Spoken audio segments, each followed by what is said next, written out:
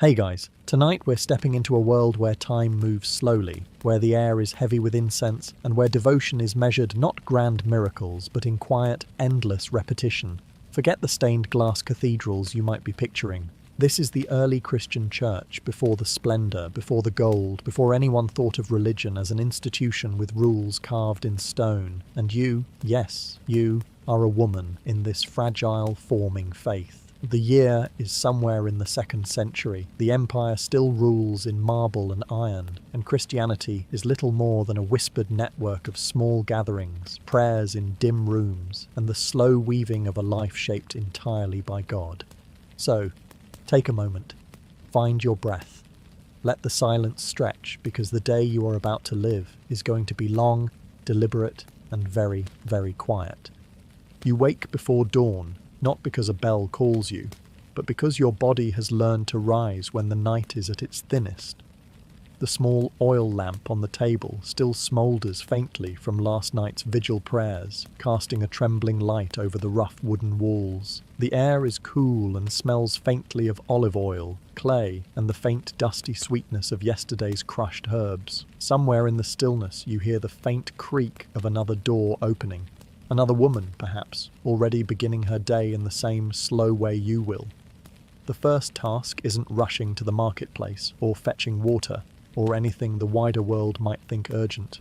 No, the first task is to be still, to let your thoughts gather like drops of dew before the sun rises and scatters them.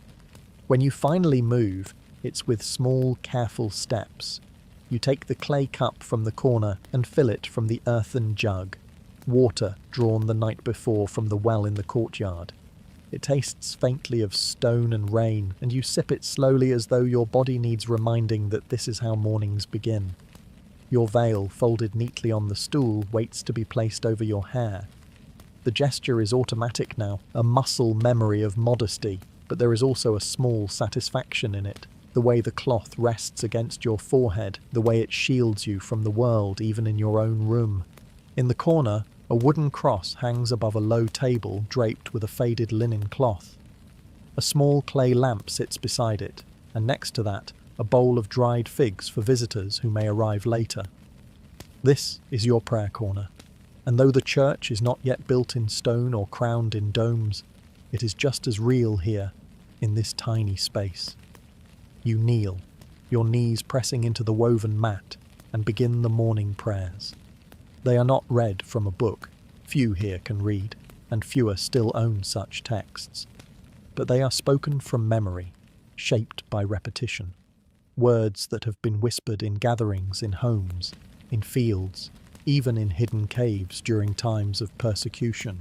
You pray slowly, letting each phrase settle before moving to the next. Outside, the first hint of light seeps into the world, painting the edges of the courtyard with pale gold.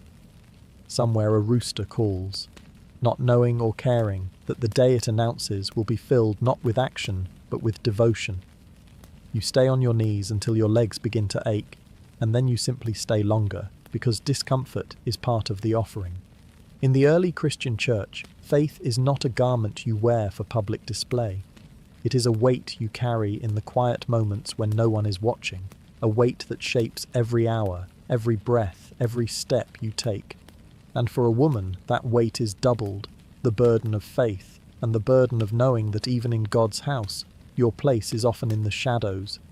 But the day has only just begun, and the silence is far from over.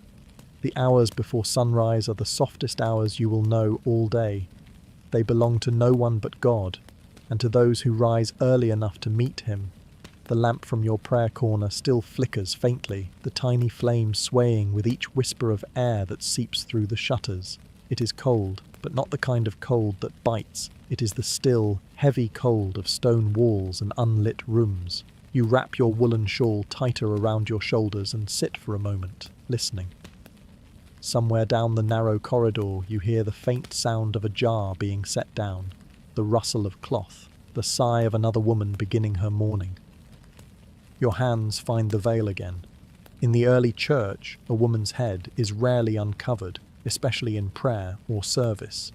The linen is coarse but warm from where it rested beside you through the night. Placing it over your hair is almost ceremonial. You smooth it forward so it drapes against your brow, then tie it loosely at the nape of your neck. The gesture is as much about readiness as modesty. The moment it is secured, you feel the day beginning to take shape. In the corner, a shallow wooden chest waits with the tools for your morning work. These are not the tools of a trader or a craftswoman. They are humbler still.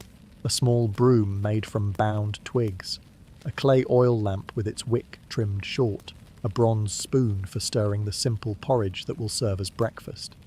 Each is handled as though it might be a sacred object, for in a way it is.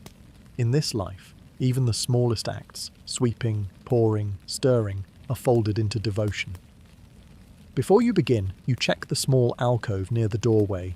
Here, the household keeps the lamp for the path outside. It must be lit before the others rise, so that anyone leaving early for prayer can walk without stumbling on the uneven stones. You strike flint to steel until the spark catches on the wick, then shield the tiny flame with your hand as it takes. It is a fragile light, easily lost to the cold breath of morning, but once it steadies, it fills the alcove with a faint golden glow. This too is part of your service, tending a light so that others may walk in safety. By now, a faint greyness is seeping through the cracks in the shutters. You move to the small table by the hearth and begin to arrange the few items for the day. A jug of water from last night's drawer, the small loaf from yesterday's baking, and the bowl of dried herbs you will use later for the midday meal.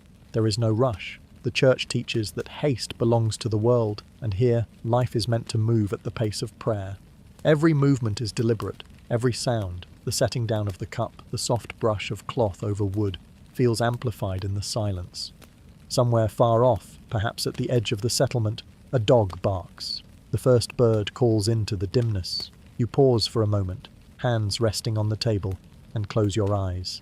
This is the moment before the day truly begins, before the voices rise, before the footsteps stir the dust.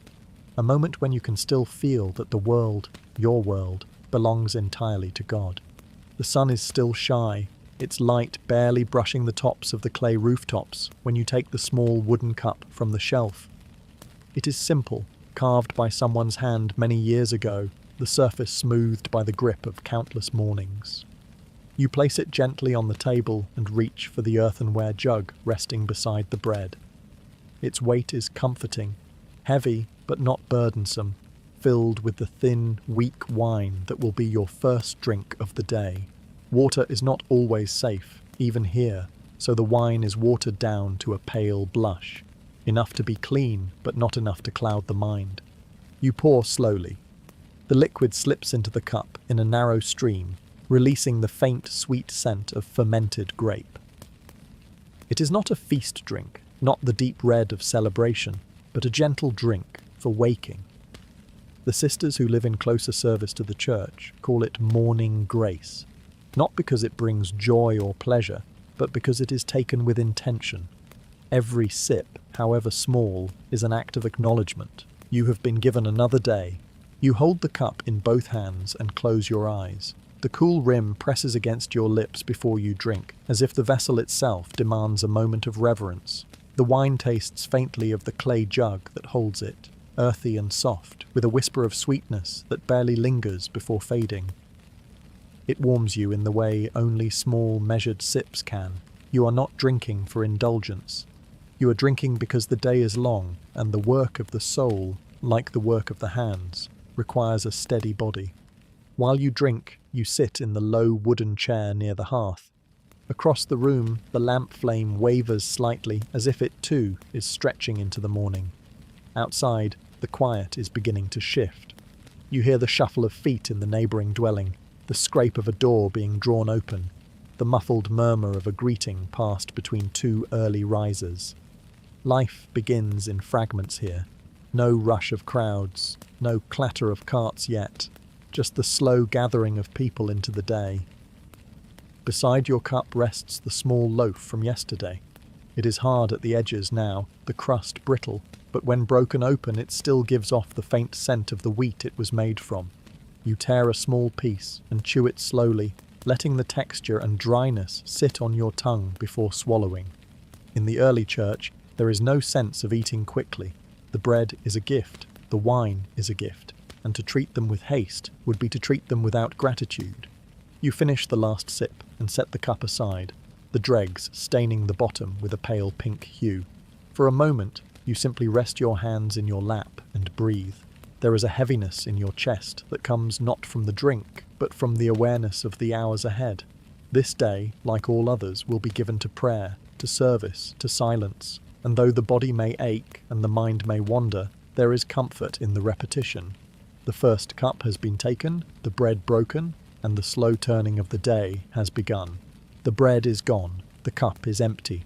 The room is quiet again except for the faint hum of the morning air slipping through the shutter slats. It's time for the next ritual, the one that will shape the hours ahead, the one that will fill the silence with a rhythm only the faithful understand. You rise from your seat, smoothing your veil over your shoulders, and step toward the prayer corner.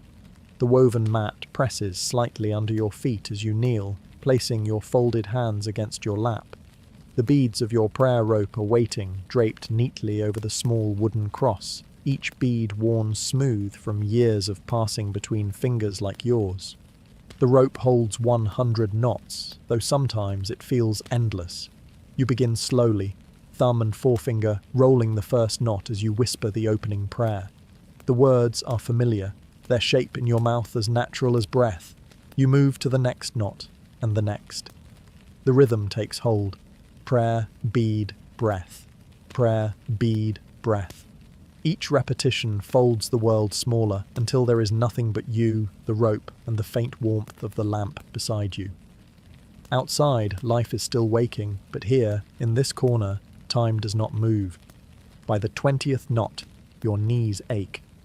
By the 40th, the mind begins to drift. A memory tries to surface. The marketplace last week, the smell of fresh figs, the murmur of merchants, but you let it go, returning to the bead in your hand. This is part of the discipline, learning to set aside the wandering thoughts and return, always return, to the prayer. You have been told by the elder women that this is the work of the soul, not the words themselves. The words are the thread, the focus is the weaving. At the 60th knot, you wonder how much longer before the morning's first gathering. A little sunlight slips through the shutters now, catching the dust in the air and turning it gold. Your voice is a whisper, but the sound feels loud in the stillness. Bead after bead, the rope shortens in your hand until you reach the final knot. You pause, holding it for a long moment before letting the rope coil softly into your lap. There is no applause, no sign from heaven, only the quiet satisfaction of having kept the rhythm from beginning to end. But prayer is never truly finished. You could begin again now and still not be done. You could count 1,000 prayers, whisper them from dawn until the oil in your lamp gave out, and still you would not be finished. The elders say the soul's prayers are like breathing, endless until death, and perhaps beyond. You rise slowly, sliding the rope back into its place by the cross. Your knees are stiff, your back sore from leaning, but there is a peace in the ache. The room feels different now, as though the prayers have settled into the walls. You stand in the doorway for a moment, listening to the faint stirring of footsteps beyond, and know that soon you will be called to join the others. Another set of prayers will begin there, longer still, echoing through the morning until the day folds into itself again. And in truth, you will never finish counting them. That is not the point. The point is to keep counting anyway. Silence in the early church is not simply the absence of sound, it is its own kind of presence, something that sits in the air like a living companion. When you step out from your small prayer corner and into the gathering room, you feel it immediately. That soft but heavy quiet that holds everyone in its grip. A few women are already seated along the walls, their veils draped loosely, their eyes lowered. The oil lamps burn low, casting small pools of amber light on the floor. No one speaks. Not because they have nothing to say, but because the first hour after the morning prayers is meant to be given to silence. You take your place on the woven mat at the edge of the room. The cool texture of it presses through the thin wool of your robe, reminding you to be still. Across from you, an older woman closes her eyes entirely, her hands folded over her knees. Beside her, another woman keeps her gaze fixed on the small wooden cross at the center of the room. The stillness stretches, becoming its own kind of sound, a hum that seems to fill your ears though nothing moves. In the beginning, this kind of silence was almost unbearable. Your thoughts, left without company, rushed to fill the space with their own noise. You would remember errands, worry over tomorrow's chores, replay old conversations. But now, after years of keeping this rhythm, you have learned to let the thoughts rise and then fade, like ripples in a pool that is returning to calm. Sometimes they still cling stubbornly, and on those days, the silence feels longer than the hours it fills. The Church teaches that silence is a gift, a doorway into the presence of God, but a doorway can be both inviting and intimidating. In the long stillness, you become aware of yourself in ways the clamour of daily life never allows. You notice the way your breath slows, the way your hands twitch slightly when you try to keep them still, the faint ache in your back from sitting upright for too long. You hear the shifting of another woman's robe, the faint clink of a bead sliding on a prayer rope, the soft exhale of someone trying to steady their breathing. Occasionally, the silence is broken by a sound from outside, a bird calling sharply from the rooftop, the muted clatter of a jug being set down in the courtyard. But even these noises seem softened here, as if the walls themselves are determined to keep the peace intact. The silence closes around them again, pulling everything back into stillness. Minutes pass, or perhaps hours. You no longer try to measure them. Time in this state is not the same as time in the marketplace, where the sun's position dictates the urgency of the day. Here, there is only the steady unfolding of the present moment. You find your eyes resting on the flicker of one of the lamps, its flame leaning and straightening as if breathing with the room.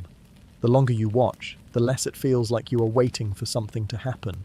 The silence itself has become the happening. When the elder finally clears her throat, the small signal that this hour of quiet has ended, the sound feels almost startling. The women stir, shifting their legs, adjusting their veils, offering faint, knowing smiles to one another. The holy silence has passed, but it lingers in the air like incense long after the smoke has gone. You rise slowly, carrying it with you into the day ahead, knowing that tomorrow you will step into it again and once more face its strange, patient length. The silence has ended, but the day is still young, and the work now calls for a gentler kind of movement.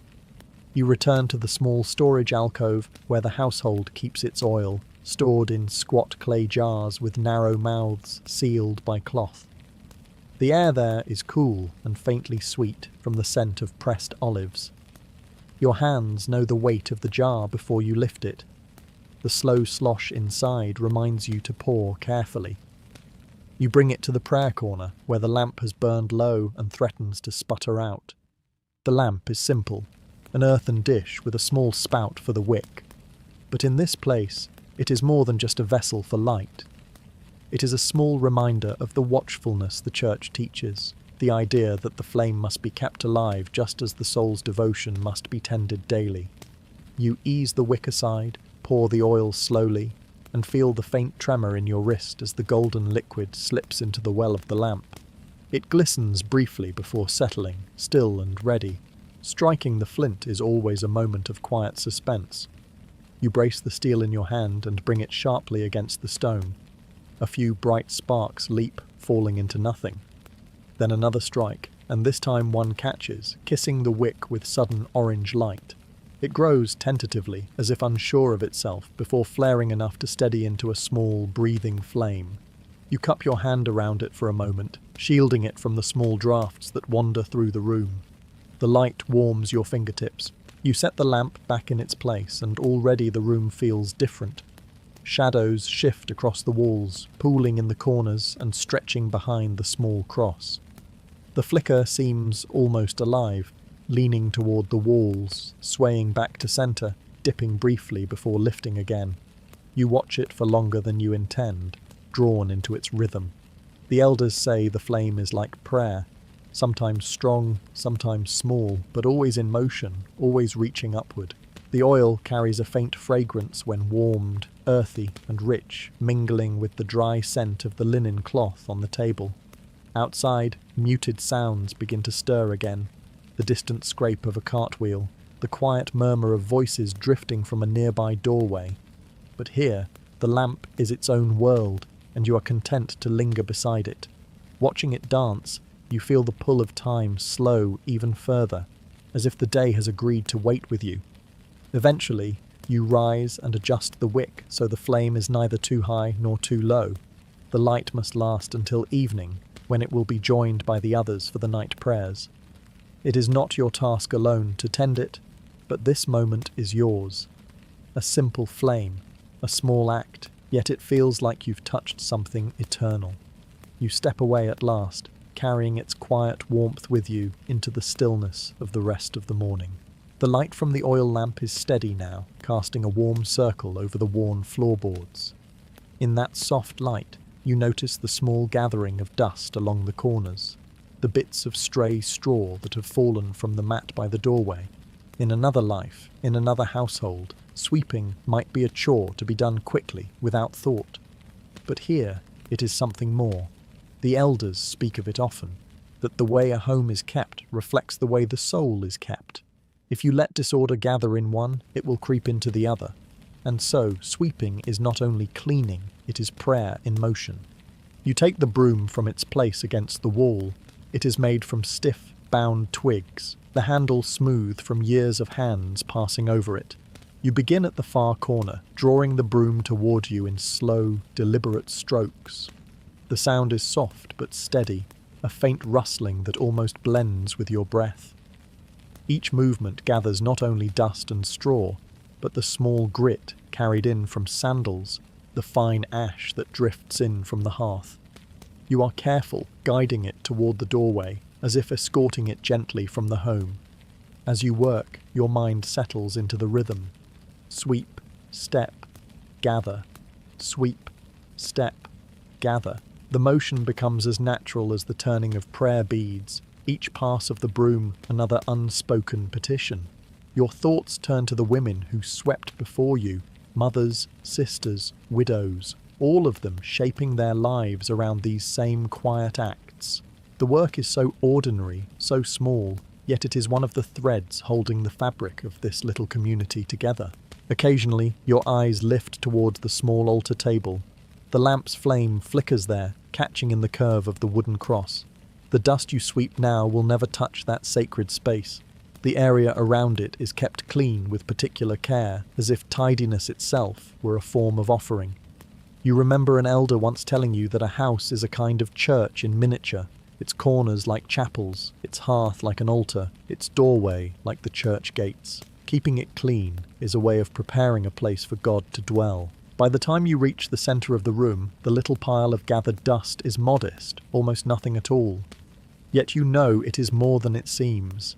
It is the day's first labour completed, the home given back to order, the mind brought into alignment with the stillness of the morning. You carry the small pile to the open doorway and brush it gently outside, letting the wind take it. The sunlight has crept a little higher now, slanting into the room in narrow beams.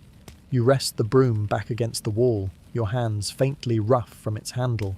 The room feels lighter, not just cleaner, as if the air itself has been swept. You take one last glance around, at the lamp, at the cross, at the simple order restored, and you breathe out slowly. Another prayer completed without words. It lingers before you even bring out the small clay jar. Frankincense, sharp, sweet, and ancient. The elders say its scent is the scent of prayer itself, a fragrance that moves between earth and heaven. You have lived among it long enough that you know it well, and yet, every time you handle it, you notice something different. A faint bitterness beneath the sweetness, a dryness that catches in the back of the throat, a kind of golden sharpness that clings to the air. It has soaked into the wood of the prayer corner, into the folds of your veil, even into your hair. Days without burning it are rare, and still its perfume never fades completely. You reach for the small bronze burner, its edges darkened from years of smoke.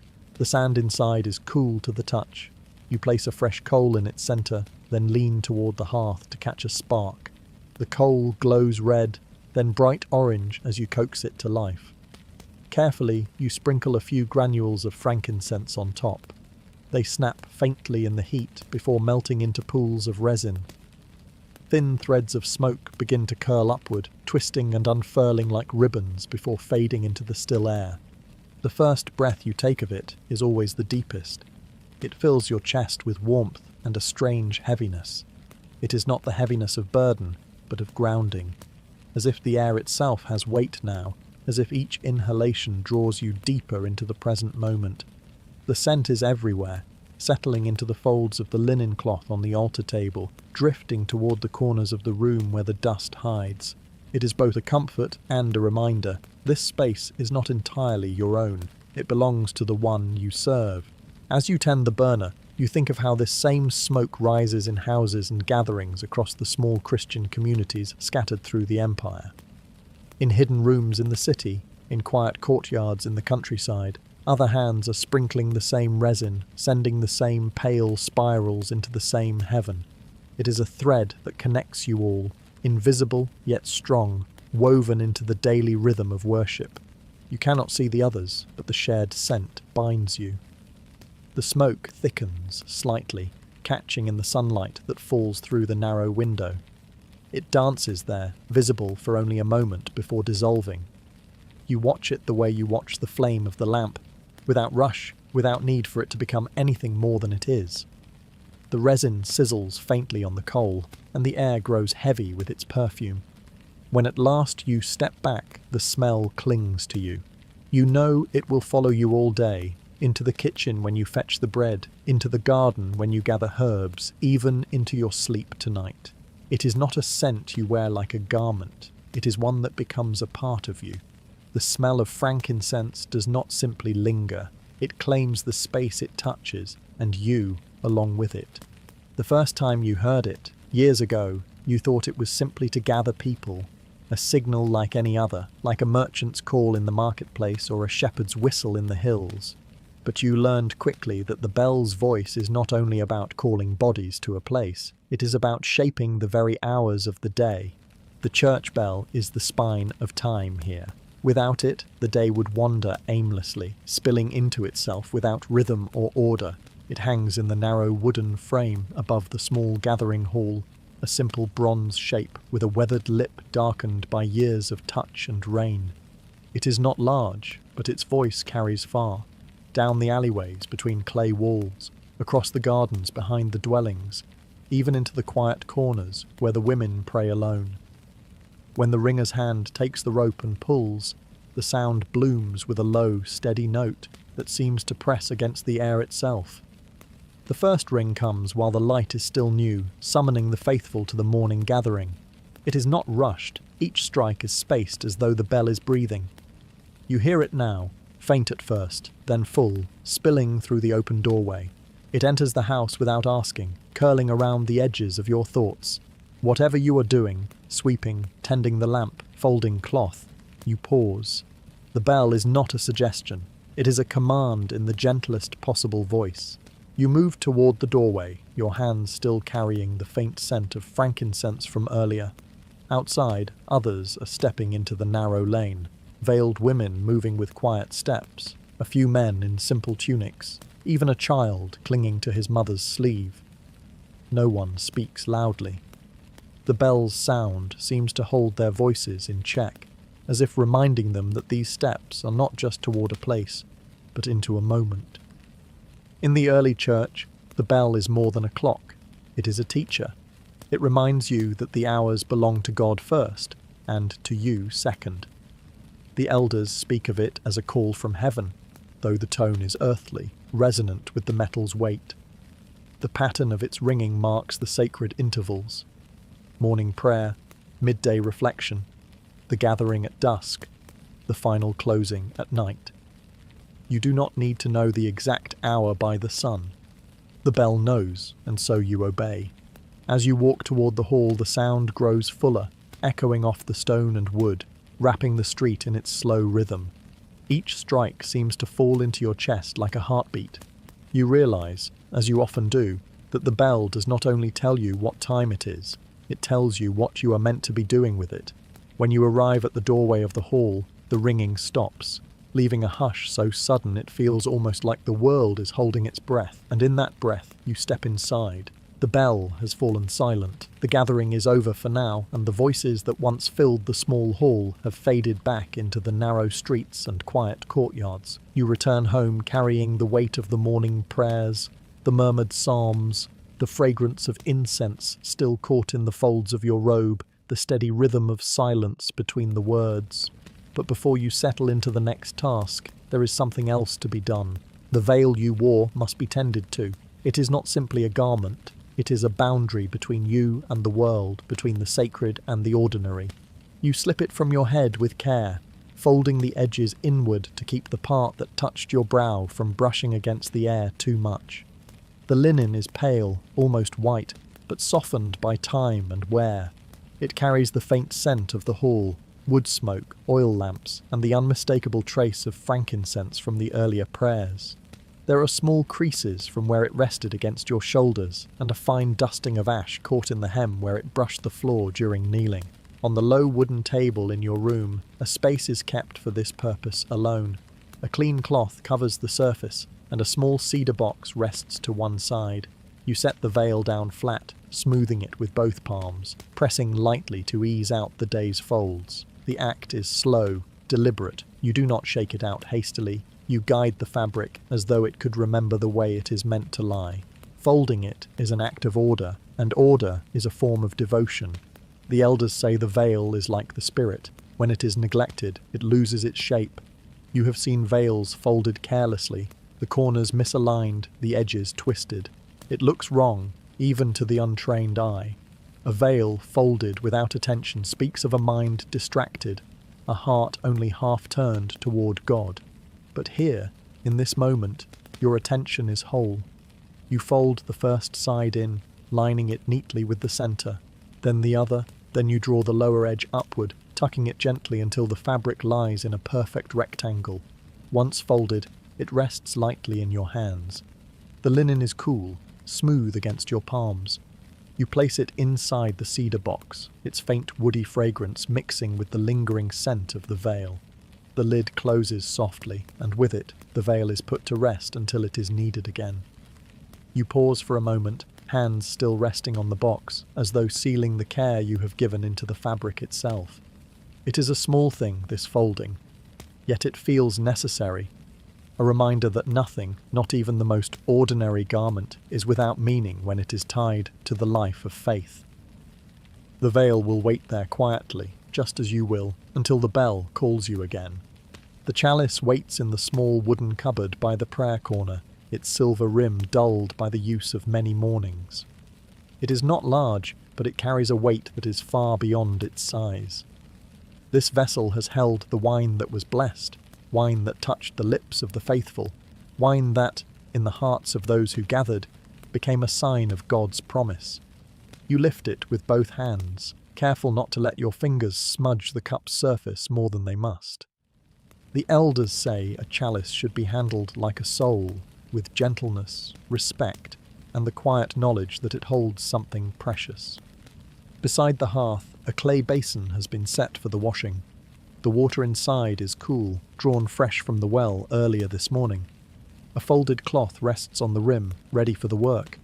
You dip the edge of the cloth into the basin, the water darkening the linen to a deeper shade. Then you bring it to the chalice's surface, pressing lightly, feeling the faint resistance of tarnish under your fingertips. You move in slow, even circles, following the curve of the cup. The water catches in the carved details near the base, tiny droplets clinging to the ridges. You tip the chalice gently, letting them slide away, then wipe them off before they can leave a mark. This is not a task to be rushed.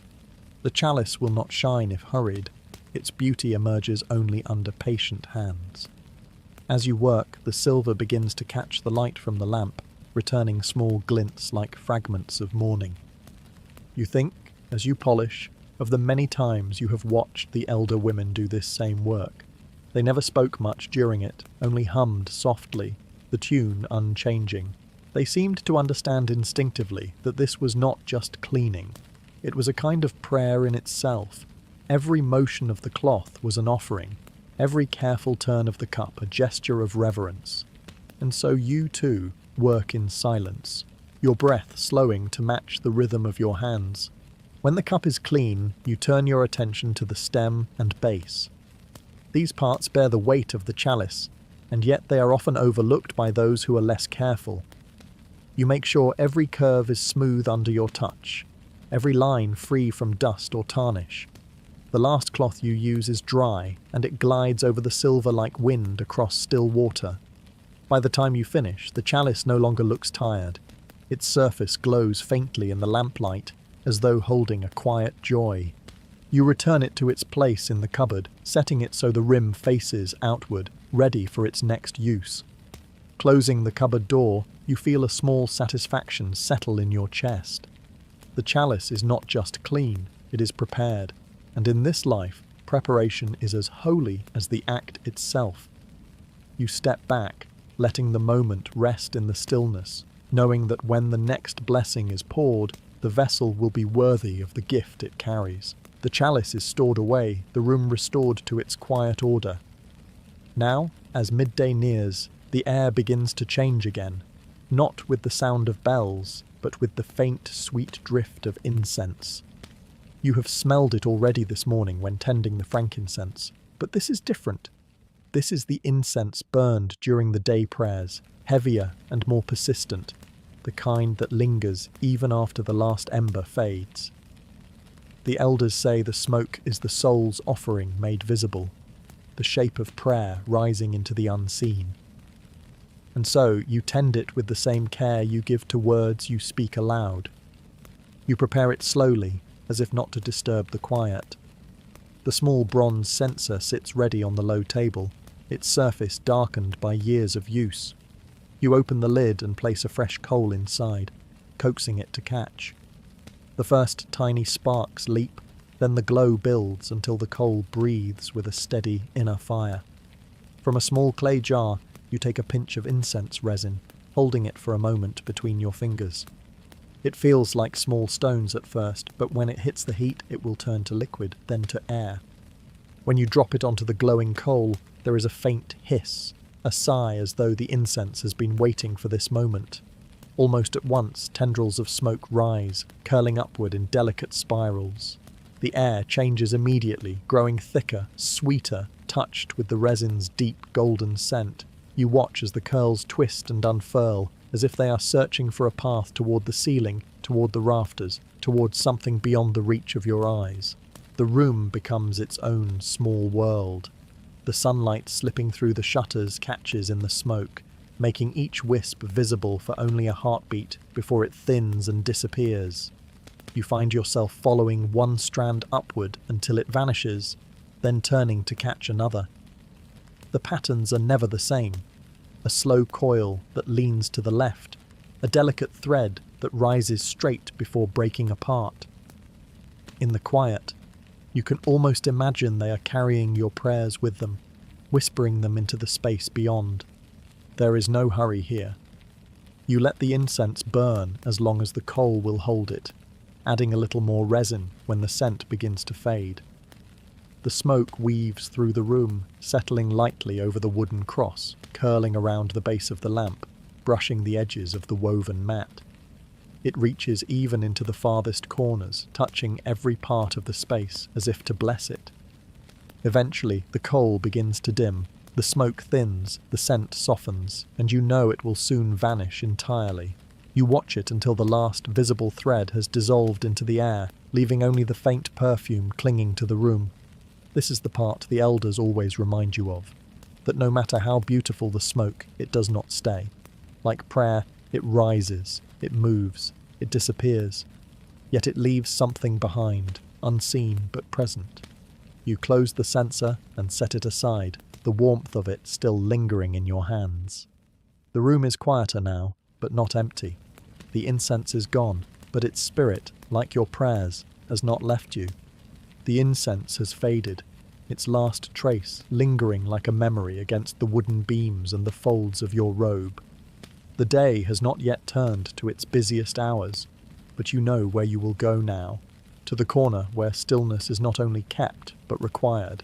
It is small, this space, little more than a narrow square of floor before a low table covered in linen. Yet it is here, more than anywhere else, that the world outside falls away. You kneel, the woven mat pressing gently into your knees. The air is faintly warm from the lamp still burning beside the wooden cross. In front of you, a clay bowl holds a few dried figs, not for eating now, but as an offering for whoever may come in need later. The cross itself is simple, 2 pieces of wood smoothed and joined without ornament, yet it holds your gaze as though it were a thing alive. This is your anchor. This is where you come when the turning of the day begins to feel too fast or too loud. The stillness here is not like ordinary quiet. It is heavier, denser, as though every prayer ever whispered in this space has settled into the air and thickened it. You breathe it in, feeling it weigh gently on your chest, slowing your thoughts, steadying your pulse. There are no words you must speak now. The prayers that matter in this moment are the ones without shape, the ones that live between your breaths. You let them rise and fall naturally, unforced, like the rhythm of the sea you have never seen but imagine from the stories. At times the stillness stretches so far that you forget there is a world beyond it. The faint creak of the rafters, the quiet sigh of air through the shutters, these are the only reminders that life continues outside your door. You lose track of time, though the light from the small window shifts slowly, laying narrow beams across the floor that creep toward your knees.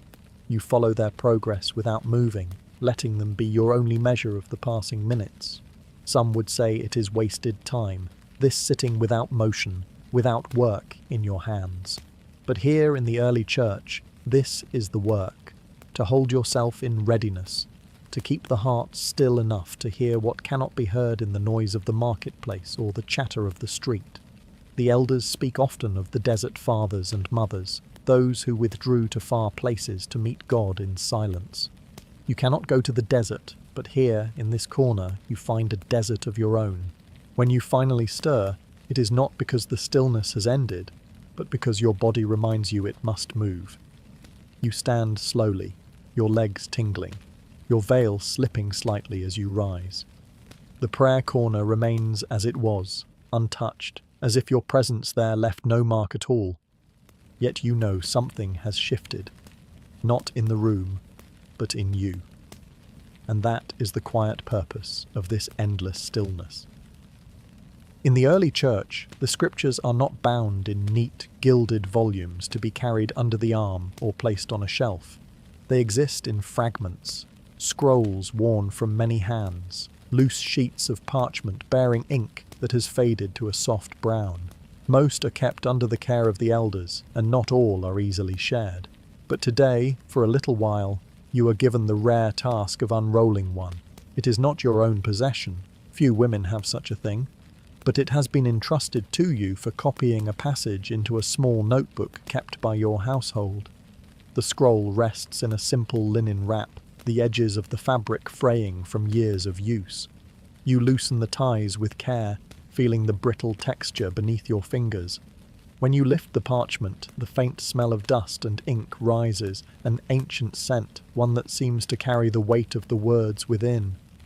The surface is dry, the edges curled slightly from the passage of time. You must handle it gently, for the slightest pressure could split the fibres. You spread it out slowly on the low table, the light from the small window falling across the page in a narrow stripe. The letters are written in a careful hand, the strokes precise, each character dark once, but now faded into a shade that seems to hum quietly rather than speak aloud. You cannot read all of it. Your understanding of the written word is still halting, but you know enough to trace the shape of certain names, to recognize familiar blessings, to feel the pull of the sacred meaning beneath the ink. As your eyes move over the text, you think of the hands that wrote it. Perhaps they were the hands of a travelling teacher, pausing between journeys to copy down a teaching for the next small congregation. Or perhaps they belonged to a scribe who never left the city, but whose words travelled further than their own feet ever could. Every line is more than a sentence. It is a journey, a voice that has crossed years to meet you in this small, still room. You copy slowly into your own small book, dipping the reed pen into ink and drawing each character with deliberate care. The ink smells faintly of soot and vinegar, clinging to your fingers as you work. You pause often, not only to check the shapes, but to let the words settle in your mind. This is not a task for speed. It is a kind of worship, each letter drawn like a bead on a prayer rope, strung together until the meaning blooms in silence. When the passage is complete, you roll the scroll back with the same slow precision, tying the linen cloth once more around it. You place it back into the elder's keeping, your hands reluctant to let go. The copy you made will stay with you, its ink still drying, a piece of the holy writings that now lives in your own home. The elders say the word of God is alive, and though these faded pages are fragile, their life has not diminished. You believe it because in reading them, you have felt it stir. The altar in the small gathering hall is not the grand kind you might imagine in later centuries. There is no marble, no gilded edge, no tall candles in heavy stands. It is a plain wooden table, polished only by the touch of many hands and the passing of many years. A linen cloth covers it, simple and unadorned, falling softly over the sides. At its centre sits a small wooden cross, worn smooth at the edges, and nothing more. It is the altar as the early church knows it, humble, unassuming, yet set apart as the most sacred place in the room. When you enter, you do not walk straight toward it. You move slowly, keeping your gaze low, your steps measured. The air in the hall is cool and faintly scented with the lingering trace of morning incense. There are others here already, a few women kneeling in silence, one older man seated with his hands clasped, his lips moving in quiet prayer. No one speaks to you, and you do not speak to them. The altar commands its own quiet without words. You kneel on the mat before it, letting your body fold forward until your forehead touches the woven surface.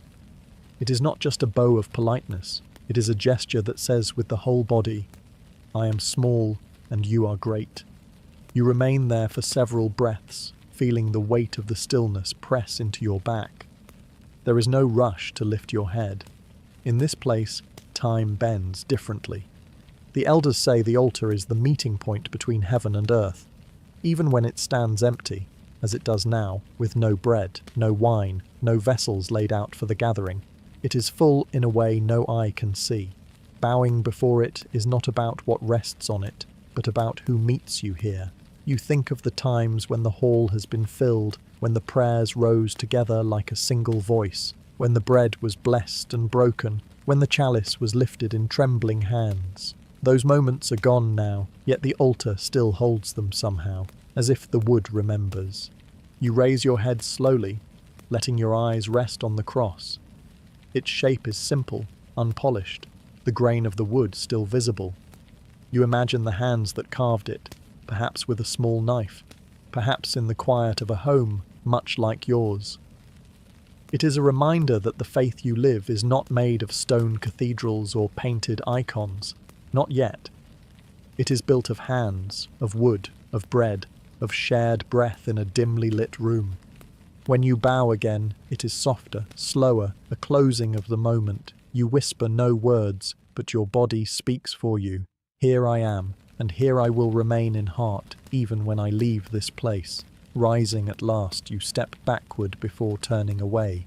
You leave the hall with the image of the altar still in your mind. Not empty, but alive with the memory of all it has held and the promise of what it will hold again. In the heat of the late morning, when the air grows still and the work of the day begins to press against the body, even water becomes a sacred thing. In the early Christian church, every act can be made into a prayer if the heart is set toward God, even the lifting of a cup to the lips. You have been told this many times by the elder women. Do nothing without purpose, not even drinking. And so, when you take water, you take it slowly, as if each sip were a blessing given and received. The earthen jug stands near the doorway, cool from the shadow in which it rests. You lift it with both hands, feeling the solid weight of it pull against your wrists. The clay holds the faint smell of damp earth, the kind that lingers after a soft rain. You pour into a small cup, the stream thin and steady. the surface of the water catching the dim light as it rises toward the brim. It moves without a sound until the last drop falls, sending the faintest ripple across the surface. You carry the cup to the small bench by the open shutter, where the light spills in like a gentle hand.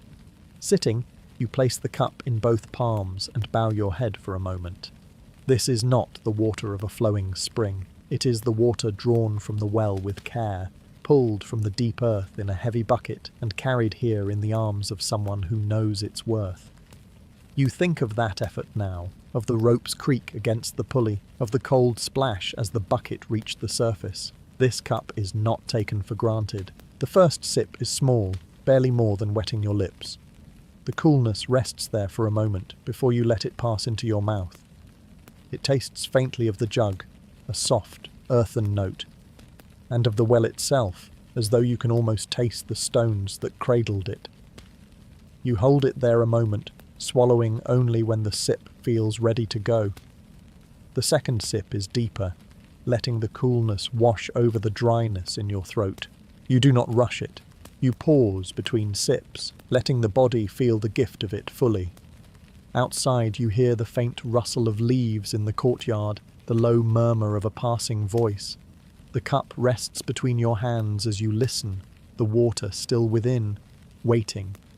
In another place, water might be swallowed quickly, the cup set down without thought, but here you drink in rhythm with the stillness, as though each swallow is in time with the slow turning of the day. The elders say that when you drink this way, you are reminded that every drop comes from God's hand, whether through rain, spring, or well. When the last sip is gone, you place the cup carefully on the low table beside you. The coolness lingers in your mouth, and for a moment it feels like you have been given more than water. You breathe out slowly, as if releasing the moment back to the one who gave it.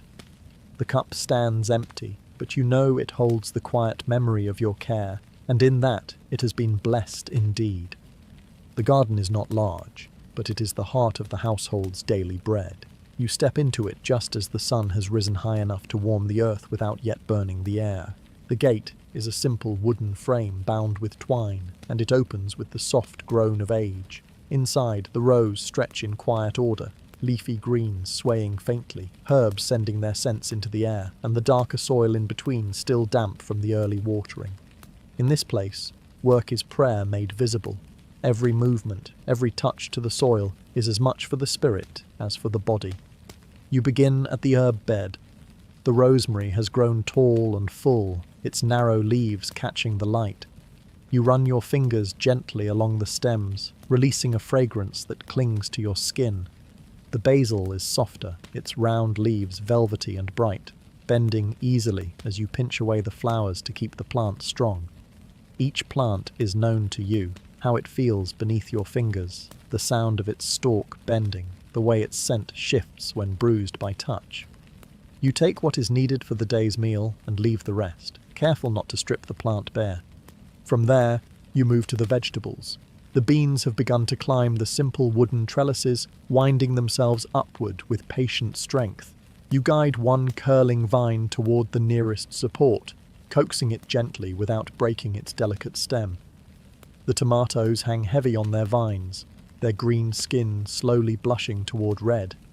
You check them one by one, lifting each from beneath to see how far it has come. There is a satisfaction in this slow inspection, a quiet pride in knowing the work of your hands is returning life in its own time. The soil beneath your feet is soft, giving slightly with each step. You kneel to pull the small weeds that have crept in overnight, their roots shallow but persistent. The work is simple, but the repetition becomes its own rhythm. Pull, clear, press the soil back into place. Your mind begins to match the pace, settling into a calm that is neither hurried nor idle. The garden teaches patience. Nothing grows at your command. It grows because you tend it, because you meet its needs without demanding instant return. A faint breeze moves through, carrying with it the sound of a distant bell. You pause, resting your hands on your knees, breathing in the mingled scents of earth and green life. This is holy work, though no psalm is spoken. No cross is raised. The elders say that God walks in gardens more often than in temples. For here, life is always being created, sustained, renewed. By the time you leave, your hands are dark with soil, your nails edged with green. You carry a small basket of herbs and a few tender leaves for the midday meal. The garden gate closes softly behind you, and the quiet of its rose remains in your heart. The work has ended for now, but its peace will follow you back into the stillness of the house. The garden teaches many lessons, but patience is the one that lingers the longest. After tending the herbs and vegetables, you move to the far edge, where the stone path winds between the rows. The pebbles here shift underfoot, their small voices clicking softly against one another with every step. Some have been carried in by the last rain, others have been pushed aside by the slow creep of vines reaching out for more earth. Your task now is to set them right, not because they will stay that way forever, but because the act of tending them matters. You kneel at the path's edge, feeling the firmness of the stones beneath your knees. The pebbles are small, cool in your hands as you gather them back into the path's borders. It would be easy to sweep them quickly into place, but you work one handful at a time, letting the small shapes roll against your skin before you set them down again. Each placement is deliberate, as if the path will notice your care. The elders say that to walk a path is one thing, but to keep it is another. The keeper learns the way more deeply than the traveller ever will. Beside you, the vines continue their slow, certain reach. They do not hurry, yet they will claim the stones if left alone long enough. You guide them gently back toward their supports, untangling their tendrils from the edges of the path. The leaves are soft and green, the stems slightly rough where your fingers brush them. You marvel at the way they move without seeming to move, each day finding new ground without the world noticing. In their quiet persistence, they remind you of the faith you live, not loud, not quick, but steady in its growing. The sun is warm now, pressing lightly on your shoulders. A thin breeze passes, lifting the edges of your veil. You pause, resting your hands on your lap, and simply watch. The path, the pebbles, the vines, all of it moves in its own time. None of it demands that you finish quickly. You begin to understand why the elders speak of patience not as something you must force yourself to have, but as something that grows naturally when you spend enough time in the company of slow things. When you return to placing the pebbles, it feels less like a chore and more like keeping a small promise. You smooth the line of stones so that the path curves cleanly again. You guide the last vine into its place, letting it settle against the trellis without forcing it. The work is done, though you know it will not remain so. Rain will move the stones again. The vines will wander. The path will call you back to tend it once more. You stand, brushing the soil from your knees. The garden lies quiet around you, the path neat again, the vines in their places. In this moment, you feel the truth of what the elders say. The work is never finished, but that is not the point. The point is to keep returning, to the pebbles, to the vines, to the small labours that teach the soul to wait without resentment. Patience is not learned in a single day. It is gathered, like stones, one act at a time. By the time the midday meal is finished and the work of the garden is set aside, the day has entered its warmest, stillest hour. The light falls in thick bands through the shutters, and the air inside the room is heavy with the mingled scents of herbs, bread, and the faint trace of morning incense.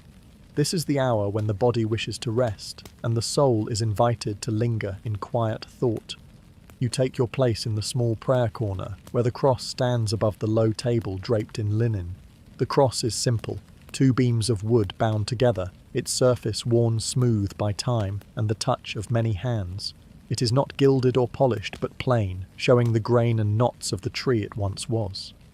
In the early church, this is how most crosses are, not works of decoration, but signs of deep truth. You lower yourself onto the woven mat and let your eyes rest upon it. At first, you simply see the shape, the upright beam, the shorter crossbar, the familiar form that is now a part of your life as surely as the rising sun. But as the minutes pass, your gaze changes. The cross is no longer just an object, it is a meeting place for your thoughts. You think of the stories told by the elders, of the suffering it represents, of the redemption it promises. You think of how many have gazed at a cross in hours of doubt, sorrow, or gratitude, and how you are now one among them. Your breathing slows, matching the quiet of the room. The longer you remain, the more you feel the cross looking back at you, not with eyes, but with the weight of its meaning. The sunlight shifts, brushing one side of the wood in gold while the other remains in shadow. You trace the line where light meets darkness, seeing in it a reflection of your own faith, the part that stands in brightness and the part that remains hidden, still being shaped.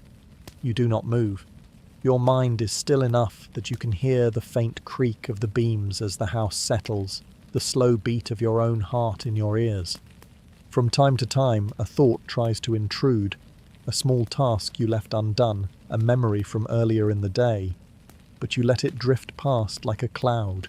You return to the cross each time, letting it anchor you in the present. There is no need for words now. The gaze itself is the prayer. The elders have said that sometimes the deepest prayers are the ones you cannot speak, the ones that rise like breath without sound. When at last you stir, the light has shifted again, casting the cross in a soft, even glow. You rise slowly, as though waking from a deep rest. The image of the cross remains in your vision even after you turn away, a quiet shape you will carry with you into the rest of the afternoon. And you know that, come another day, you will return to sit before it again. Not because it changes, but because you do. The late afternoon brings a shift in the air, a faint coolness that slips in from the courtyard, carrying with it the rustle of dry leaves. They have fallen from the fig tree near the wall, drifting into the open walkway of the cloister. In the stillness, their movement seems loud. Each scrape across the stone is a small, dry whisper. You take the broom from its resting place and step into the cloister, where the long, shaded corridor wraps quietly around the courtyard garden. The floor here is stone, worn smooth from countless footsteps. The leaves gather in the corners, in the shallow dips where the stones have settled unevenly over the years. You begin at one end, drawing the broom in slow arcs across the floor. The bristles whisper against the stone, pushing the leaves into small piles. The sound becomes a rhythm, sweep, gather, pause, a kind of music that belongs only to work, done without hurry. As you move, you notice the small details the cloister hides from hurried eyes. The faint green moss that grows between the stones near the dampest wall. The way the shadows of the wooden beams fall in long, angled lines across the walkway. The worn marks on the lower stones where people have brushed them with passing hands for years. These small signs speak of a place that has been lived in, cared for, prayed within. A leaf catches in the breeze, skittering away from your broom. You follow it a few steps, pressing it gently into the pile. The elders often say that the cloister is the monastery's breathing space, open enough to welcome the air, sheltered enough to protect from the harshest wind. Sweeping it is more than keeping it tidy. It is keeping the space ready for those moments when someone needs to walk slowly and think without interruption. By the time you reach the far corner, the piles of leaves have grown. You carry them to the courtyard's edge, letting them fall into the compost heap where they will, in time, return to the soil. The act feels complete, but never final. Tomorrow, the breeze will bring more leaves. Some days it will be many, others only a few, but always they will come. And you will sweep them again, not to win against them, but simply to keep the cloister welcoming. The light in the courtyard softens as the sun begins to lower. The leaves left on the fig tree are touched with gold, swaying faintly in the cool air. You rest your broom against the wall, looking once more down the long walkway. It is clear again, open and still. The sound of your sweeping has faded, replaced by the quiet murmur of a dove somewhere on the roof. You take a slow breath, letting the peace of the moment settle into you, knowing that you have done enough for this day. In the early Christian household of faith, speech is not forbidden, but it is precious. The women here do not waste it. You notice it most in the way they move together through the cloister or across the courtyard garden. Veils catching the light, steps slow and even, mouths closed, not in oppression, but in devotion. It is not the heavy silence of punishment, nor the awkward quiet of strangers. It is a chosen stillness, an agreement that walking itself can be a form of prayer. When you join them, you fall naturally into their rhythm. The feet ahead of you make the faintest sound on the worn stone, a soft shuffling that is almost lost under the rustle of robes. No one glances over their shoulder. No one gestures. You follow the path as though it were a river flowing without words. The air smells faintly of the fig tree in the courtyard and of the lingering incense from the midday prayers. Silence among the sisters is not an emptiness, but a fullness. In it, the mind begins to hear what it cannot when words fill the air. You notice the soft creak of the wooden beams overhead, the muted flutter of a dove on the rooftop, the whisper of leaves brushing against the cloister wall. You hear your own breath, and beneath it, the slow, steady beat of your heart. These are sounds too small for the marketplace, but here they are, part of the daily music. The elders say that walking in silence is a way of carrying prayer from one place to another. If you are moving from the chapel to the garden, the prayer does not end in one place and resume in the other. It travels with you, cradled in the quiet. Speaking, even about good things, can scatter it. Silence lets it grow stronger. You have learned this slowly, the way a vine learns to follow the trellis by touch alone. As you walk, you catch small details you would have missed in chatter. The pattern of sunlight through the latticework, painting shifting shapes on the floor. The way the shadows of the beams stretch longer as the afternoon begins to turn toward evening. The texture of the stone under your palm when you steady yourself along the wall. Each one is a thread you might have overlooked if your thoughts had been pulled into conversation. When the short walk is over and you arrive where you were going, perhaps the small kitchen, perhaps the doorway to the garden, there is no formal ending. The silence does not break with a word of dismissal. Instead, it dissolves naturally, like mist in sunlight, as each sister moves to her next task. Sometimes you will speak then, sometimes you will not. You realize, as the years go by, that this is one of the most enduring lessons the sisters teach without saying a word. There are prayers best kept unspoken, and journeys best made without the sound of your own voice. It is always with you, though you do not always notice it. The prayer rope, coiled lightly around your wrist, or resting quietly in the folds of your robe. To someone passing by, it may look like a simple cord, knotted at intervals, without beauty or ornament. But in your hands it is a living companion, one that measures the hours of your devotion and keeps your prayers from scattering like dry leaves in the wind. In the early church, a woman's prayer rope is as constant as her veil, a tool not only for the lips but for the soul. Your rope is made of wool, each knot tied with care, each one a small anchor for the words you carry in your heart. Some are longer, with 100 knots for long prayers. Yours is shorter, but still enough to hold the rhythm of the morning and evening petitions. The wool is warm against your skin, softened from years of use. The knots are slightly uneven, a reminder that it was made by human hands, perhaps by another woman in some quiet corner, much like your own. When you take it in your hands, you do not need to think about what comes next. Your fingers know. They move from one knot to the next, your thumb rolling the wool between its pad and the tip of your forefinger. At each one, the same prayer, or a variation of it, falls from your lips or rests unspoken in your thoughts. Sometimes the words are clear, sometimes they blur into the rhythm, becoming less language and more breath. The elders have taught that the rope is more than a tool to count prayers. It is a teacher of perseverance. Without it, you might wander off into distraction, thinking of work to be done, of conversations past, of small irritations. With it, your hands remain busy and your mind tethered to the present. It is the quiet guardian of your focus. In moments of weariness, you may find your hand reaching for it without conscious thought. The wool presses into your palm, the knots slipping one by one through your fingers. Even without words, the touch of it slows the mind, bringing you back to a steadier rhythm. There are times when you cannot enter the chapel or kneel in your prayer corner, but the rope allows you to pray wherever you stand. In the garden, at the well, along the cloister's shaded walk. Some say that the knots carry the prayers you have spoken over them, holding them like seeds waiting for their time to bloom. Whether or not that is true, you keep yours close, coiled and ready, as much a part of your daily dress as your robe. It does not ask for attention, yet it is always there, quietly marking the slow passage of faith through your life. And when the day is long and the heart is heavy, you know that each knot is one more step back toward the one you seek. The altar cloth is already clean. You know this before you even touch it. It was laundered only yesterday, dried in the open air until the linen was crisp under the sun, folded neatly and placed in its small cedar-lined chest. And yet you unfold it again this afternoon, not because it needs it, but because it is the way of the household, to tend what is sacred whether or not the eye can see the difference. You open the chest and lift the cloth carefully, feeling its cool weight settle over your hands. The linen is plain but fine, woven tightly enough to hold its shape yet soft from years of use.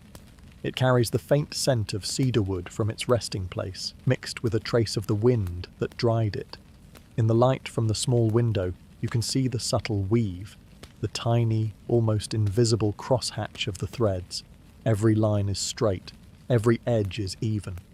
You lay it across the low table near the altar, smoothing it with your palms from the center outward. There are no creases now, but you run your hands over it all the same, pressing lightly as though you could make it even purer. Then, with deliberate care, you begin to fold. First in half, aligning the edges perfectly. Then in half again. Then one last time, so it lies in a perfect narrow rectangle. You lift it, set it down again, unfold it, and repeat. The process is unhurried. The elders say that folding the altar cloth is like folding the heart before prayer, smoothing out the creases, bringing every corner into alignment, preparing it for what is holy. Even if the cloth is spotless, the act of tending it is its own kind of offering. You feel this truth in the rhythm of your movements. Each fold feels like a breath drawn and released, each smoothing of the fabric like a quiet word spoken to God. Sometimes, while you work, you remember the first time you were allowed to handle the cloth. You were younger then, your hands clumsy, your sense of reverence a thing you felt more than understood. An elder stood beside you, guiding your hands until the edges matched, reminding you to keep your touch light, never dragging the linen roughly. Over time, the motion became part of you, as natural as lighting the lamp or kneeling in prayer. When the folding is finished, you return the cloth to the cedar chest, placing it so that it rests without strain or wrinkle. You close the lid softly, as though sealing your care within. There is no applause, no sign that heaven has taken notice, but you feel a small quiet settle in your chest. This too is the life of faith, to do the same good thing again and again, even when it is already done. And tomorrow, or the day after, you will open the chest again and begin once more, not because the altar cloth will need it, but because you will. The room is quiet, so quiet that even the faintest sound, the creak of the wood under your feet, the sigh of the shutter shifting in the wind, feels like a disruption. The light has shifted now, slanting through the narrow window in a single, steady beam. It falls across the floor in a pale golden stripe, cutting the dimness in two, and in that stripe, the dust moves. It is not the kind of dust you wipe away with a cloth or sweep into a corner. This dust is too fine, too light. It hangs in the air itself, invisible until the sun touches it. You see it now, tiny motes drifting lazily in the beam, each one spinning slowly as it falls, though it never seems to reach the ground. They turn and shimmer as if the light itself is carrying them, keeping them from settling anywhere at all. You stand for a moment, just watching. The dust becomes a kind of living thing in the stillness, a slow, weightless dance that belongs only to this hour of the day. You wonder where each fleck came from. A fragment of cloth shaken out earlier in the morning, a whisper of dried earth carried in from the courtyard, a single grain from the pages of the holy writings when they were unrolled. All these tiny remnants now float together, joined in this quiet, shared motion. The elders say that prayer rises like incense, but sometimes you think it might also rise like this dust, unnoticed until caught in the right light. Most of the time, no one sees the prayers you carry. They are spoken in silence, woven into the sweep of the broom, the folding of the veil, the tending of the garden. But when the light of God touches them, even for a moment, they are revealed, small, countless, drifting upward. A faint breeze stirs through the window, shifting the pattern. The motes scatter and then return, drawn back into their slow spiral. You could watch them for hours, and perhaps you have before, without meaning to. There is no urgency here. The dust will keep floating whether or not you stand witness. But there is something about noticing it that changes the way you see the room. What seemed still is alive. What seemed empty is full. When the light finally shifts again, the beam moves across the floor, and the dust fades back into invisibility. You know it has not gone. It is simply beyond your sight now. And in a way, that is comforting. The unseen is no less real for being hidden. You turn from the window with that thought, carrying it into the rest of the afternoon like a quiet blessing. One more reminder that the most ordinary things hold a beauty that waits patiently for the right light to be seen. It begins softly, so softly you might think it is only the wind moving through the courtyard. But the notes linger too long to be wind, the pitch too steady to be chance. It is the hymn, the same one you have heard every evening since you first came here, sung in the same slow cadence, as though the voices were walking along a familiar path they know by heart. You are not the first to sing it, and you will not be the last. The hymn has been sung long enough that its origin is lost, passed down like an heirloom of sound. At first, you do not join in, you listen. The voices are women's mostly, low and even, filling the cloister with a soft hum that presses gently against the air. There is no rush in the rhythm. Each note is held long enough to feel the breath within it. Between the lines, the pauses are as much a part of the song as the words themselves. You could close your eyes and let the melody carry you like a slow-moving river. When you begin to sing, your voice slips easily into the flow. You do not think about pitch or tone. The hymn takes you in and shapes itself around you. The words are in Greek, an old phrasing you learned from the elders, and they do not change from one day to the next. At times you could almost believe the hymn is endless, that it began before you arrived and will go on after you leave. The pauses between verses only a deep breath before it begins again. The elders say the repetition is not for memory's sake, though it does fix the words in your heart. It is to wear away the self, to let the mind sink so deeply into the song that it forgets to think about itself at all. Singing becomes breathing, breathing becomes prayer. It is the same truth you learned from the prayer rope. The holiness is in the persistence. The sun sinks lower as you sing. The warm light fades from the courtyard stones, replaced by the cooler tones of approaching evening. Still the hymn continues. A dove calls from somewhere in the rafters, and for a moment its voice blends with the song so seamlessly you cannot tell where the human note ends and the bird's begins. A child, somewhere far off in the settlement, laughs, but even that sound feels like a harmony to the hymn. By the time the last verse comes, you almost do not notice. The final notes are not drawn out in ceremony, but allowed to fade like breath at the end of a long exhale. There is no applause, no word of ending. The quiet that follows is just as full as the song itself. You leave the cloister with the hymn still inside you, repeating silently as you walk, knowing it will be there again tomorrow, ready to carry you until night falls once more. The hymn has ended, but its quiet rhythm lingers in your body as you step toward the small basin near the entrance of the hall. Evening is approaching, and before you take your place for the last prayers of the day, your hands must be washed. It is not merely a matter of cleanliness. In the early church, this small act is a reminder, a way of telling the body and the soul that the work of the day is being set aside, that what comes next belongs wholly to God. The basin is carved from simple stone, its surface cool and damp from the water poured into it earlier. A small clay jug rests beside it, holding water drawn fresh from the well before the sun began to fall. You lift the jug and pour slowly over your fingers. The stream is gentle, the sound a soft trickle that seems loud in the deepening stillness. The water is cool, and you feel it run over your skin in thin, delicate ribbons before falling into the basin below. You rub your palms together, feeling the familiar texture of your own skin, the faint roughness from hours of work in the garden and kitchen. The water carries away the dust clinging to your fingers, the faint trace of rosemary from the herbs you handled, even the invisible residue of the day's labours. You are not only washing away dirt, you are washing away the weight of the hours, the small irritations, the moments of distraction. The elders say this is a form of offering, to come before God with hands that have been made ready. There is no soap here, no fragrance to cover the scent of the day. The water itself is the blessing, pure and plain. You let it run a little longer than you need to, not in waste, but in reverence for the moment. The light through the open doorway catches the small droplets as they fall, turning them briefly to gold before they vanish into the stone basin. When your hands are rinsed, you cup them under the last trickle, gathering a small pool of water in your palms. You hold it there for a heartbeat, then lift it to your face, letting the coolness touch your skin. It is not a full washing, but a quiet refreshment, a way of waking yourself to the holiness of the hour ahead.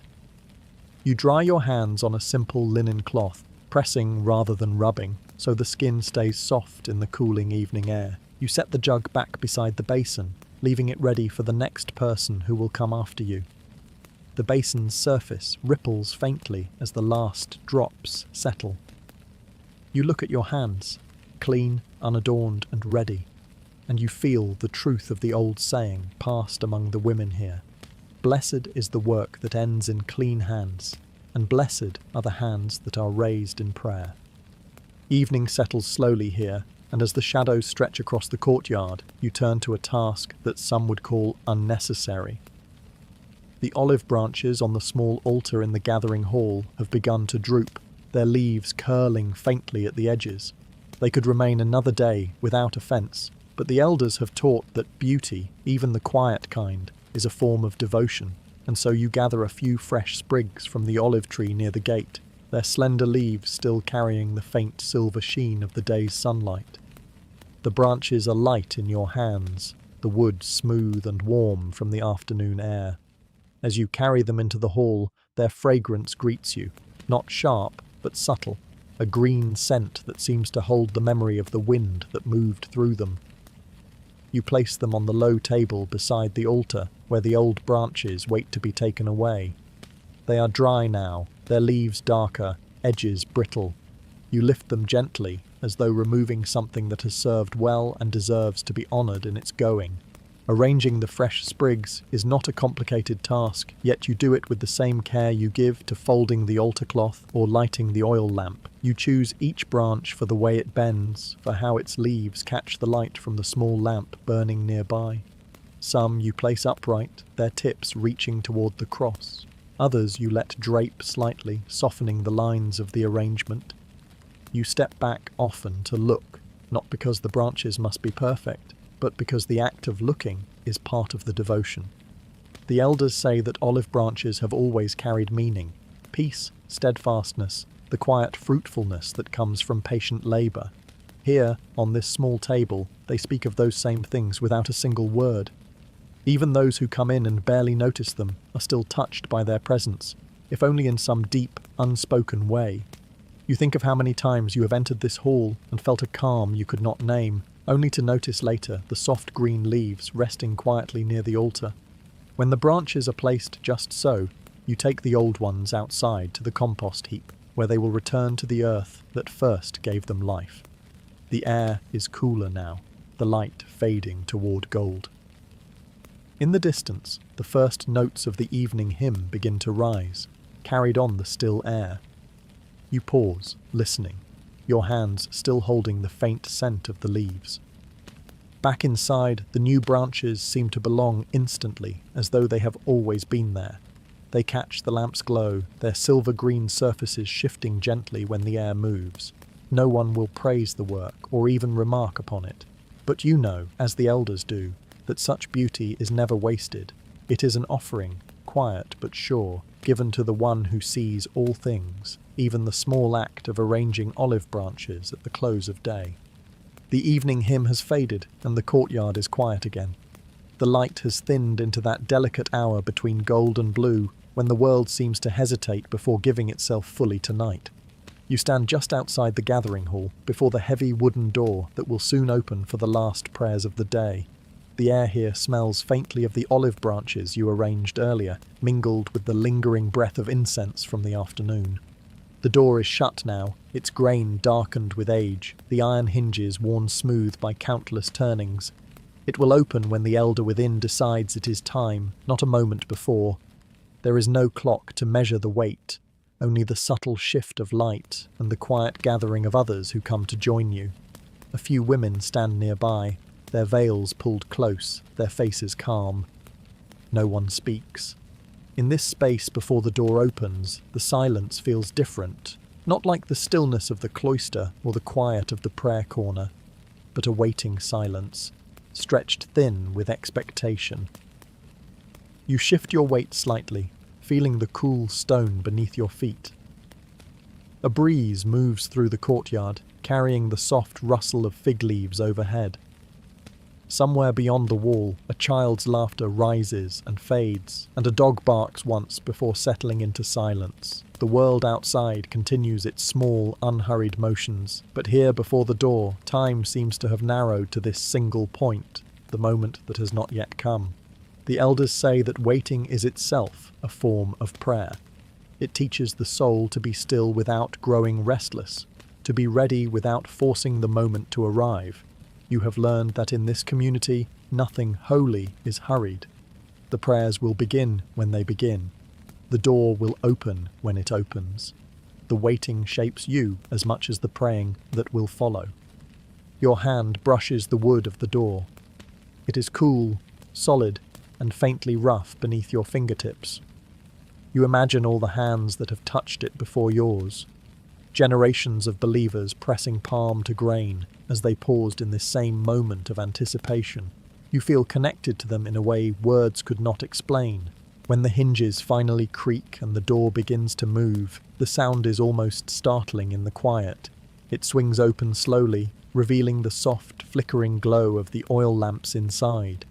The air from within spills out, warmer, touched with the scent of wax and wood smoke. The elder at the threshold steps aside, and without a word, you and the others move forward, crossing from the cool evening air into the dim embrace of the hall. The waiting is over, but the stillness you carried in those moments remains with you. As you take your place among the others, you know that tomorrow evening you will stand before this door again, hands folded, breath quiet, eyes fixed on the slow turning of the hinges, learning once more the quiet grace of waiting. In the early Christian church, modesty is not simply a matter of covering the body. It is a way of carrying the self, a quiet shield that wraps around you as surely as your robe and veil. You do not put it on in the morning like clothing. You live inside it. It shapes the way you walk, the way you meet another's gaze, even the way you hold your hands when you speak. The elders say that modesty is the outer sign of an inner order, a garment woven from humility and self-restraint. Your own garments are plain. The robe you wear tonight is undyed wool, softened from years of washing. It falls simply, with no embroidery to catch the eye. Your veil rests gently over your head and shoulders, pinned so it will not slip in the hours of prayer ahead. There is a comfort in this plainness, nothing to arrange, nothing to adjust for appearance's sake. You are freed from the mirror and the restless thought of how you look. What remains is only the quiet presence you bring into the room. But modesty is more than fabric. It is in the way you move, slow and deliberate, never drawing the eye through suddenness. It is in the way you lower your gaze when speaking, not in shame, but in respect for the space between yourself and another. It is in the care you take with your voice, keeping it low, not to be hidden, but to match the quiet of the place you are in. Even in the market, where voices rise and laughter spills into the air, you keep yours measured, the calmness of the church carried into the noise of the world. The elders remind you often that modesty is a form of protection, not only for the body, but for the heart. In a world that values display and demands attention, modesty keeps the soul turned inward, guarding it from being scattered by every glance and every opinion. You have seen women who carry themselves with such grace that they need no words to command respect. Their modesty speaks for them.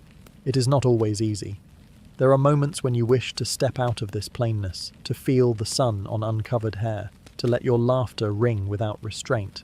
But you remember that the discipline of modesty is not about denying beauty. It is about rooting it so deeply in the heart that it does not depend on the shifting eyes of others. Here, beauty is measured in gentleness, in steadiness, in the ability to pass through a room leaving behind not the echo of yourself, but the peace of your presence. Tonight, as you take your place among the others in the dim, lamp-lit hall, you feel the truth of it. Your garments are simple, your posture is quiet, and yet you belong fully here, wrapped in the invisible garment you have been wearing for years. It is not made of wool or linen, but of something that does not fray, a way of being that, once learned, becomes part of who you are. In the dim glow of the gathering hall, the oil lamps give their soft, golden light, but the candles have not yet been placed. This is your task tonight, to carry them from the small side table where they rest unlit and set them upon the stand before the altar.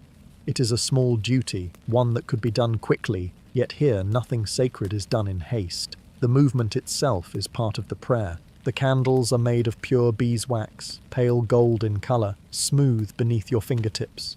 Their scent is faint but unmistakable, sweet and earthy, carrying the memory of summer hives. Each one is perfectly straight, the wick tucked neatly into its tip. You take one in your hand, feeling the coolness of the wax warm slightly against your palm. The stand awaits, a simple bronze frame polished by years of use, its holders ready to cradle the light. You step forward slowly, careful not to let your robe brush against the altar cloth. The room is silent except for the soft shuffle of feet as others take their places. You set the first candle into its holder, the base fitting snugly, the straight column standing firm.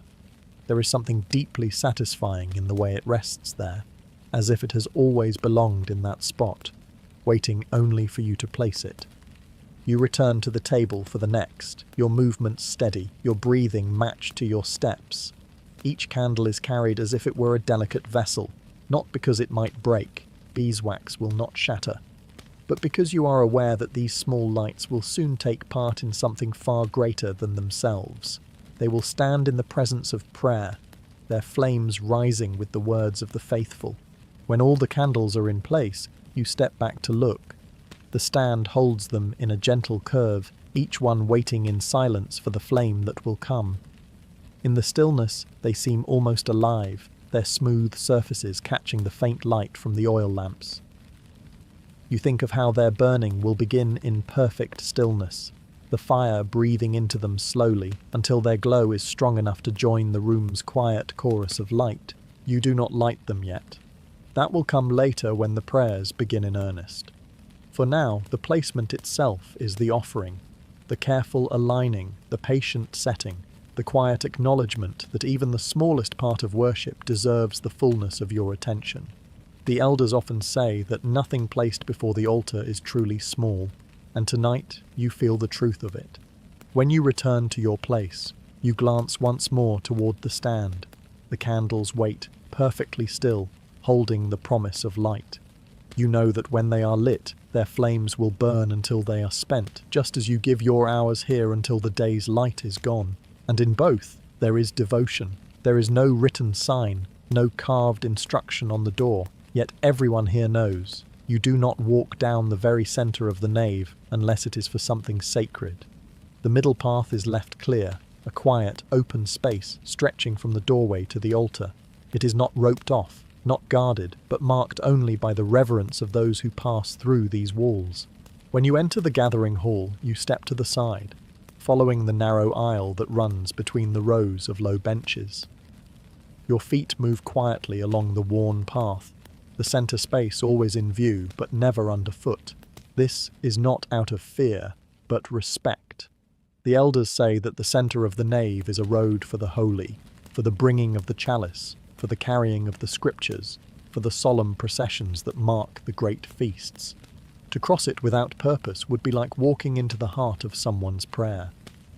You have seen newcomers falter at the threshold, stepping instinctively toward the middle only to be gently guided aside by a knowing hand. The correction is never harsh. It is a teaching moment. Once you have learned, the habit becomes natural. You no longer even think of stepping into that open space unless invited by the service itself. There is beauty in the emptiness of the center path. It holds the quiet expectation of what will pass there, the shimmer of candlelight moving toward the altar, the slow approach of the elder carrying the gospel book, the careful procession of the faithful on the holiest days. Even when nothing is happening, the air in that space feels different, as if still carrying the memory of every sacred act that has moved along it. When the time comes for a procession, the nave transforms. The space that stood empty fills with movement. The sound of footsteps soft against the stone, the flicker of light from the candles, the faint scent of incense drifting behind. And when it is over, the center is empty again, holding only the echo of what has passed. So you walk at the sides, always, not because the middle is forbidden, but because it is set apart, and in the quiet respect for that space, you carry another lesson of the early church. Holiness is not always in the things we do, but in the spaces we choose to leave untouched. In the quiet between prayers, the sound of footsteps becomes its own kind of hymn. They are soft here, never hurried, never loud. The stone floor carries them gently, allowing each one to echo faintly before fading into the stillness. You can tell who is moving without looking, not by weight or speed alone, but by the rhythm. Some walk with the steady cadence of the elders, each step the same as the last. Others, newer to the community, still carry a trace of uncertainty, their pace slightly uneven, pausing as if to remember the way. You sit near the wall, your hands resting in your lap, and simply listen. The footsteps pass from one side of the hall to the other, weaving around the benches, always keeping to the edges. Now and then, a single step lands more firmly, sending a clearer note into the air, like a bell struck softly. Between steps, there is silence, and in that silence, the hall seems to breathe. The elders say that even walking can be prayer if done with awareness. In the early church, movement inside the sacred hall is never casual. It is measured, intentional, a way of honoring the space with the body. Every step says, I know where I am. I know whose house this is. The faithful walk as though they are being watched, not in fear, but in the quiet awareness that God sees even the smallest motion. Sometimes the footsteps overlap, 2 or 3 sets crossing paths without words. No one jostles or rushes. The movement feels like a kind of silent weaving, each person adding a thread to the pattern of the hall's life. The sound is low, soft, almost hidden under the faint hum of the oil lamps. When the walking stops, the stillness feels deeper for having been broken. You find yourself holding your breath, waiting for the next step, but none comes. Only the silence remains, filling the hall like water in a still pool. And in that silence, you realize something. Even when no one moves, the memory of footsteps lingers in the stone. Every walk, every small journey across this space has left its trace. It begins with a single strike, low, deep, and steady, rolling through the air like a slow wave. The last bell of the day. Its voice is different from the morning bell, softer, more measured, as though it knows that night is close and the work of the day is almost finished. You pause wherever you are, in the courtyard, at the doorway, in the hall, and let the sound settle in your chest before moving toward the gathering place. The bell rings again and again, each note spaced far enough apart that you can hear it fade before the next begins. Between the strikes, there is a deep silence that feels just as much a part of the bell's message as the sound itself. You walk slowly, matching your steps to its rhythm, each footfall finding its place between the echoes. The air is cooler now, the last of the sun's warmth fading from the stones under your feet. Others are moving too, women in veils, elders with slow, steady gaits, a few younger ones slipping quietly into line. No one speaks. The bell does the speaking for all. It calls without urgency, without demand. It does not tell you to hurry, it simply says, come. By the time you reach the doorway, the sound has filled the entire space, wrapping itself around the cloister, the courtyard, the hall. You step inside and feel the shift, from the open air to the lamplit stillness within. The bell is still ringing, but you know the last note will come soon. When it does, it lingers longer than the rest, the vibration fading into a silence that feels both full and complete. The absence of sound now is not empty, it is ready. Ready for the prayers that will rise, for the light that will flicker on the altar, for the quiet voices that will speak to God in the language of devotion. You take your place, the air still carrying the memory of the bell's last call. And as the evening prayer begins, you understand why this moment is cherished. The day has been gathered into a single sound, and now it rests in the hands of the night. The lamps have been lit, their small flames steady at first, then bending gently with each shift of the air. The hall is warm now, not with heat, but with the soft glow that fills its corners. As you sit among the others, you notice the shadows on the walls, not still, but alive, moving in a slow and silent dance. They stretch long, then draw close, folding over themselves like dark fabric stirred by an unseen hand. The flicker comes from the oil lamps and the candles you placed earlier. Each flame sends its own rhythm into the room, casting shapes that change with every breath of air. The cross on the altar stretches across the wall in a wavering outline, sometimes sharp, sometimes blurred. The shadows of the women nearby move too, their veils rippling in miniature along the plaster. No one speaks of it, yet everyone seems aware. This is the hour when light and shadow keep vigil together. You find yourself watching the movements more than the still forms. The way a shadow leans and straightens reminds you of a bow in prayer. The way it fades and returns feels like breathing. Even the smallest motion, a hand shifting in a lap, a head inclining slightly, sends a ripple through the wall's dim tapestry. In the quiet, the room becomes a living thing, its breath visible in the play of darkness and light. The elders say that shadows are a reminder. We are not fixed, not unchanging. We are always moving, even when we appear still. Tonight, you see truth in that. Your own shadow bends on the wall, stretching toward the floor, then drawing back as the flame before you wavers. It is a strange comfort, knowing that even in silence, life is always in motion. When the prayers end, the shadows remain for a time, swaying gently as people rise and move away. Soon the lamps will be extinguished, and the walls will return to plain darkness.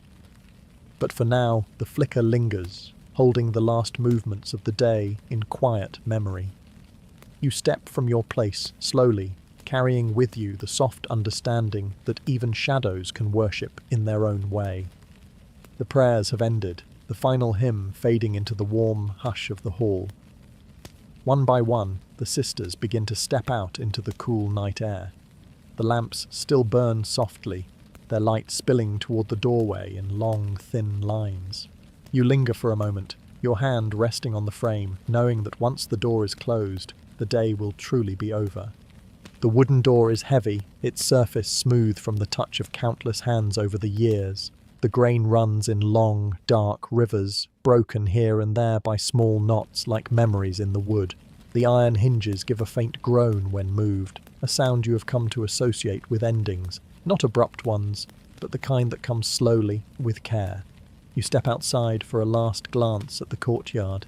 The night is cool and still, the fig leaves above, whispering faintly in the wind.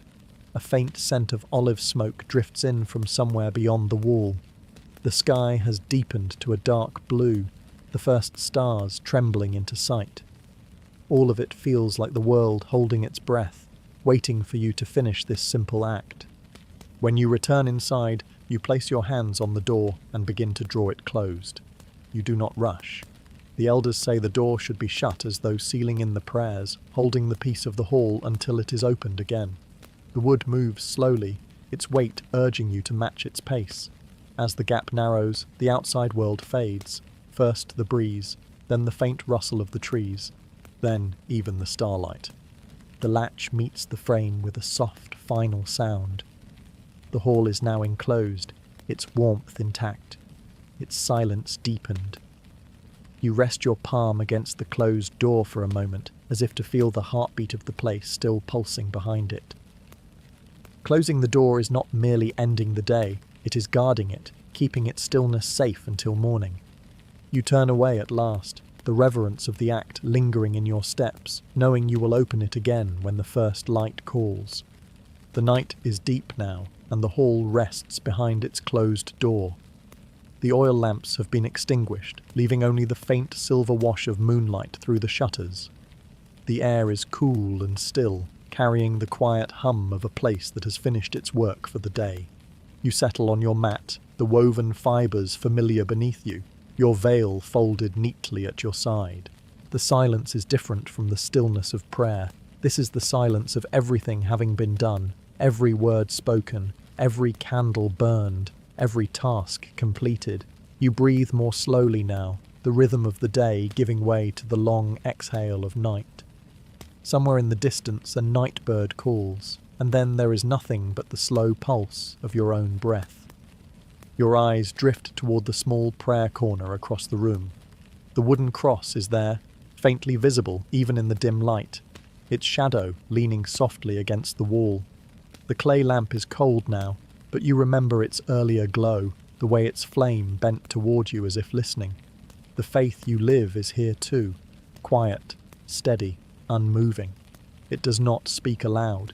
It does not answer questions in the way the world does.